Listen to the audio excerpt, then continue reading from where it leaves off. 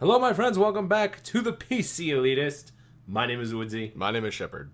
and you have an article to bring to our attention. Yes, two actually, but they're both talking about the same thing. Some of you may have heard this past week that it leaked that Sony has applied for a patent on some technology that would allow them to potentially restrict the use of used games on multiple consoles of their next PlayStation. So, for example, I get the PS4 nicknamed Osiris or something like that. Do that.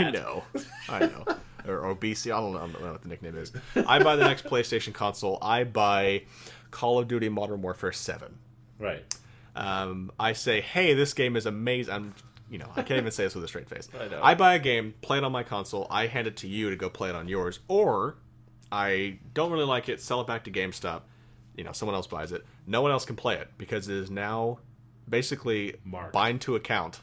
It's now BOE. bound. It's now bound. Bound on pickup. It's now bound to my console. Right. So the rumors are flying, and Sony has been very aggressive at certain points to say that this is not what's actually happening.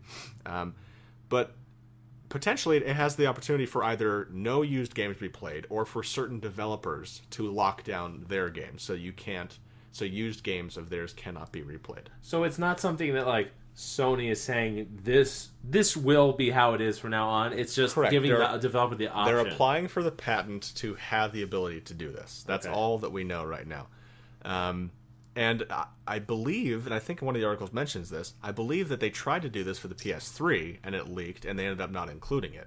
Right. Obviously, this is the kind of thing that incurs the wrath of gamers everywhere, consumers everywhere. So who knows if it's going to end up being put into the next console.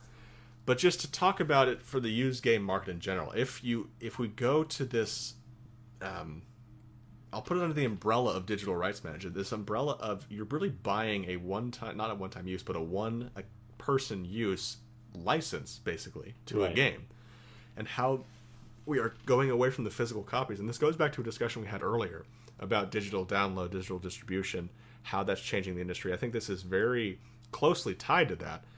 And so we just want to talk very briefly today and then turn it over to you about what you think this could mean. And again, this is a rumor. The patent is just it's an application for a patent. We don't know if they're going to put this in.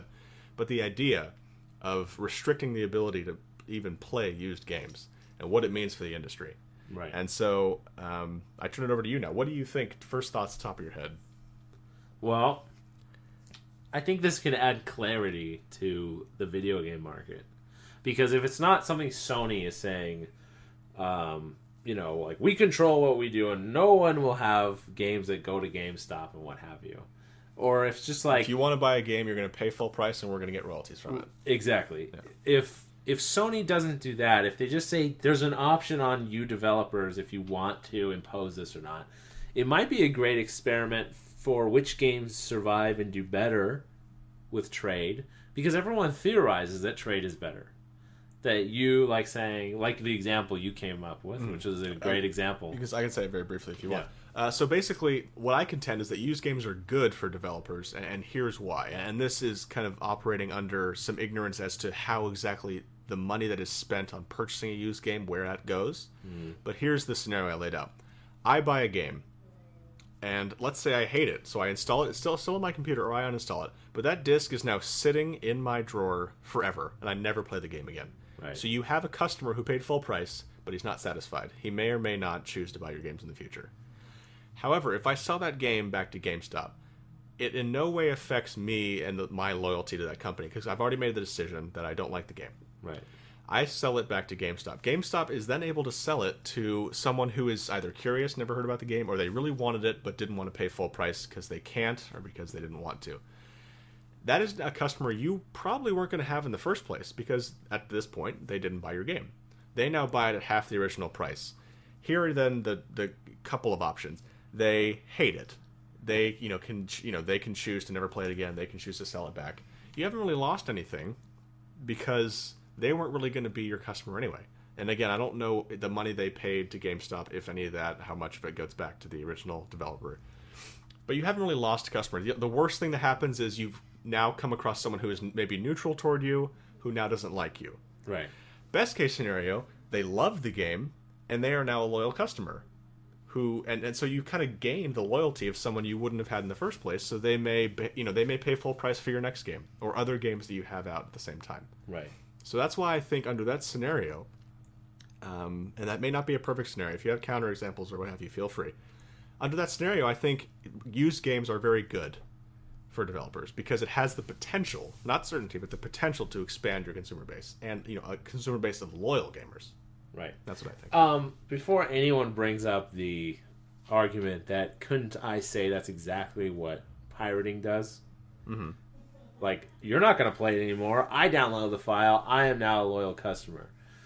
The practice that pirating promotes would not be, I pirated a game. I now love the game. I will go buy the next game. Yeah, if you can prove to me that people who pirate then say, I'm going to then honor this developer and pay full price for their next game. I'm not saying those people don't exist. Show me. I'm sure it's happened. I'm sure it's happened because people, we've had people who say I only pirate because I'm suspicious about paying full price for the game and it being shitty. Yes. But I'll pay full price for a game I know I'll love. Here's the thing: just because you like one developer's game doesn't mean you're going to like their next one. Right. So let's say because you can then justify, and just not to get on a tangent, but you pirate a game, you say, okay, I love it, I'm going to buy their next game. You buy that game, you hate it, you're going to say, okay, well, I'm never buying a game again. Right. Because I got burned by that. Right. They stole my heart. I just don't want someone to correlate and say, well, that's just exactly what... You guys are against pirating. Feel free to bring it. We are, yeah. but... Yeah, we are against it. Feel free to bring it, and feel free to... I mean, honestly, we will have trouble seeing your point, but we will certainly listen to you if you want to discuss it. Right. Just send us a message because don't flame us in the comments. Every asinine opinion out there. This is America. Everyone has the right to be wrong. There's every asinine opinion, then there's Frosty's opinion. That's true. Which, although often differing, is always is good, like, what do you call it? Mind meat. Just like... well reasoned. Yes. Hear that, Frosty, you are mind meat. Anyway, get back to your original point. Aside from everything. What was my original point? It was in response to my potential scenario that used games can, in fact, be good for developers. Okay, yeah. So, basically, you'll basically have a separation. Some developers will say, we're not going to do it. We're going to allow people to trade the game, and their game will do so well. And then there will be people who lock it down and say, no, you can't trade games. And by doing that, you'll see if the practice is taken by the community or not. Like, how well you do. Yeah. I mean, I think it's just...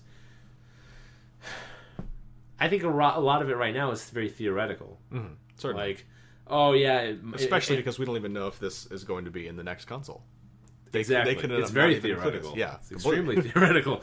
But I think a lot of times people put a lot of weight on it. Like, the developers might... Or not the developers, more the publishers. The publishers put a lot of weight on the fact that there's games being traded. And they say, we're losing money through that system. But other people say, no, it's helping your system. But what will happen is once like this kind of system is in place, if it is in place, then there will be a divergence, and people who don't have the system and do have the system will have their own numbers. So we do well with our games being traded. We don't do well with our games being traded. Yeah. And it might depend on the game. Mm-hmm. And it could very well come to pass that if this technology is implemented, that a developer who chooses to lock down their games, regardless of the quality of games, gamers may revolt just out of principle. But again, too. This is the system we live in. If you, as a company, want to choose to do that, you have to live with the consequences. Right. As long as you're willing to do so, that's fine. You can't spell principle with EA. Does that work? God. No. They have no... I'm just saying, is that if anyone is going to implement this system... It's going to be EA. It's going to be EA. Even if people revolt, like, we'll never buy your game. It's... You know what? It doesn't seem to matter how much... EA makes Call of Duty, right? It's the publisher, isn't it? Yeah. I think it's had different publishers. I'd have to check on the most recent one. Okay. I thought they were, but... I'll let you know right now. Okay. I'll just talk about Call of Duty's numbers. I feel like no matter how much people rail against this damn game, and you'll see it everywhere, The second a new game comes out, people go, God, this game Call of Duty, it's such a, for little kids, and it sells like crazy. It doesn't matter how much hatred there is towards it. It still sells like crazy. I don't know who's buying this thing. Well, I do know. I guess there's that many 13-year-olds out there. Yeah, I don't believe that. What I'm seeing here is the publishers are Activision. Oh, Activision. I'm sorry. Yeah, you're right. Yeah, because I knew it was Activision, but I was wondering somebody listening was screaming, Activision! I don't... Well, actually, here's... Now that I'm thinking about it. EA makes Battlefield.